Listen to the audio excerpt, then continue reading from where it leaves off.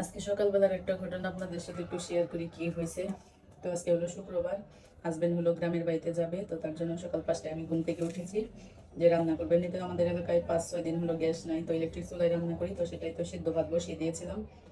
বসানোর কিছুক্ষণ পরে কারেন্ট চলে গেছে। সেই কারেন্ট কি আর আসে? 1 ঘন্টা যাবত অপেক্ষা করেছি, তারপরেও কারেন্ট আসে নাই। অবশেষে হাজবেন্ড সেই চাল ভাত খেয়েই মানে বাড়িতে গিয়েছিল, কোনো রকম আলু সেদ্ধ মেখে দিয়েছিলাম, সেটাই খেয়ে গিয়েছিল।